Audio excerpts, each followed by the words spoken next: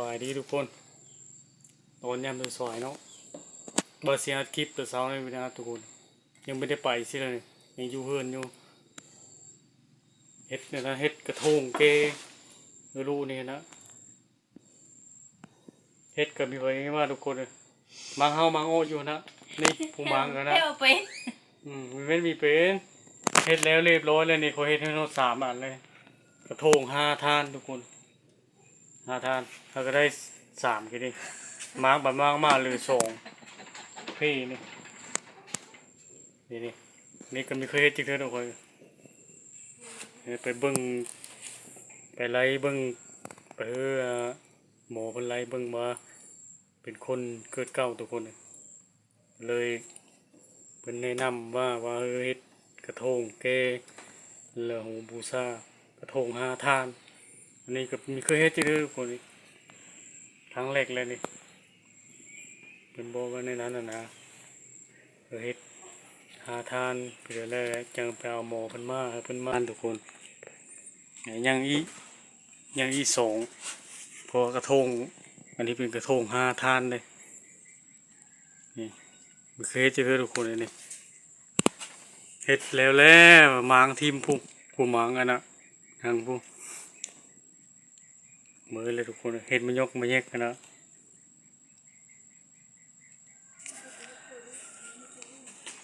ให้เวลาหมดพ้นหม้อพ้นทงเลยได้แก้ทุกคน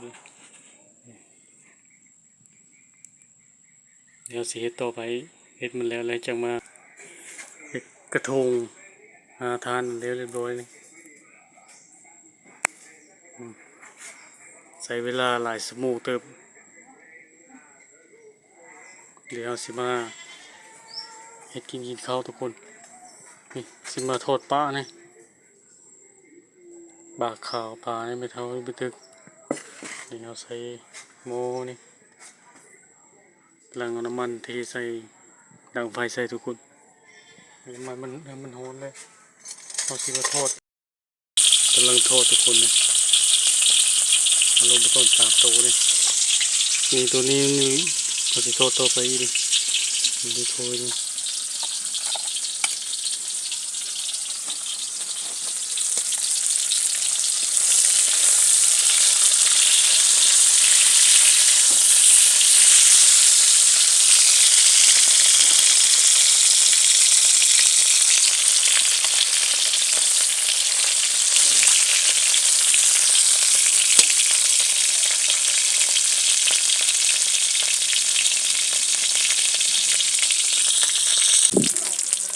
กรอบเลยทุกคน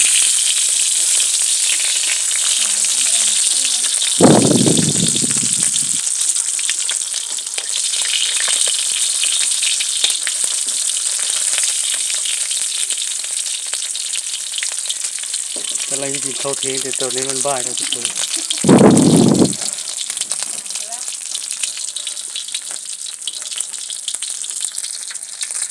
แล้วเลยทุกคนเลยทอดแล้วเลยยังอีตัวนึงยังไม่ทันได้สุกครับยังปลาตัวเล็กตัวนึงนี่มันเป็นปลาขาวปลานะปลาซิวแน่นี่แล้วกินตอนบ่ายทุกคนเลยกินข้าวตอนบ่ายนี่ถึงมาตามโมงนี่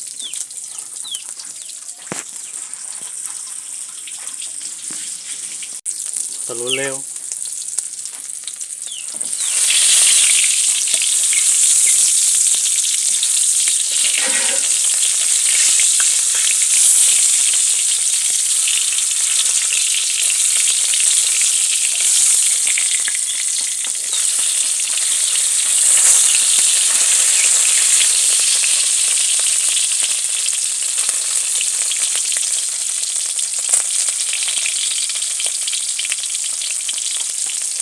น้ำมันน้อยสุด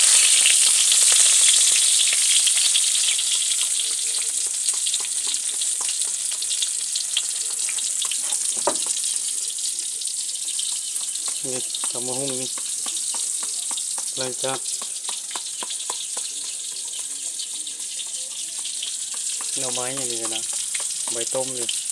อันนี้กระซุกหน่อไม้นี่ทุกคน มันจะโน้มไหมมันจะนี่มาจากเองบ่ดิรู้ให้เลย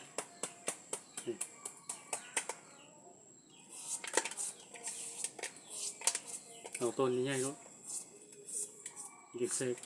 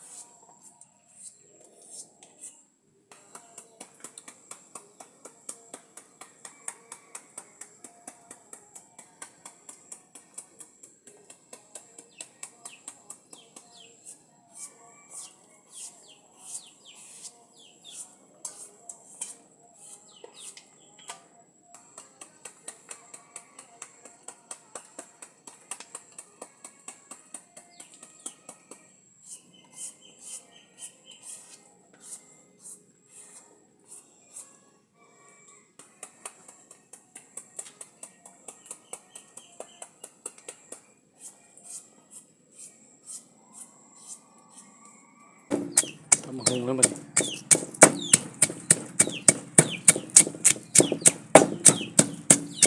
ทำมาคิดกับกระเทียมก่อน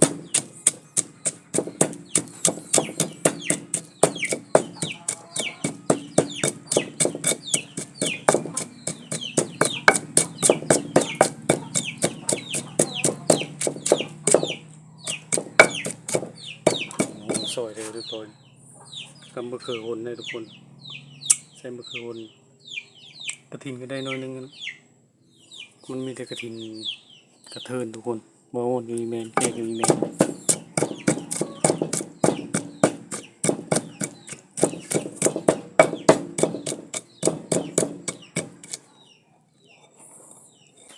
เดี๋ยวสิมาตามมันนี่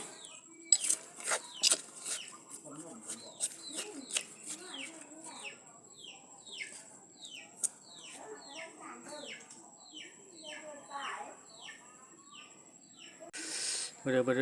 เขาน้ำกันนี่เลยเนี่ยเขาจะไปกินแล้วบ้านี่กินข้าวน้ำกันนี่กินข้าวตอนบ่ายน้ำกันนี่นะมีเด็กคงกินกันนะซุปหน่อไม้แน่ปีเดแน่นะไม่เท่าแน่กินตำหุ้งทุกคนเลยนะกับทอดปลาแล้วก็ซุปหน่อไม้นี่คุณก็ให้อยู่แล้วกินข้าวให้เถอะกำลังมาเฮ็ดวิธีทุกคนนี่เฮ็ดวิธีสูตรกระทงของบักลาเนี่ยของลูกไส้ตัวเองนี่แหละ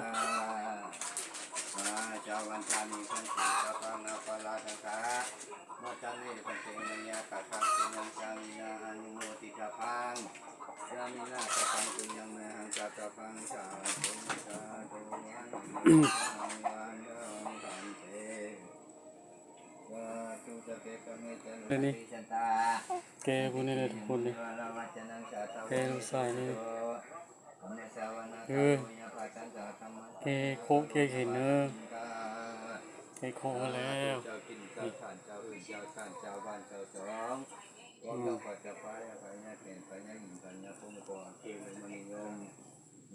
อาจารย์ในสถานที่นี้มือนี้แล้ว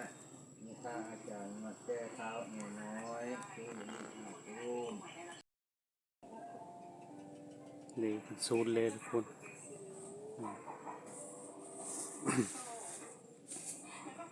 ใกล้ไฟก็ได้บ่ได้ใกล้ได้ก็ได้นี่แล้ว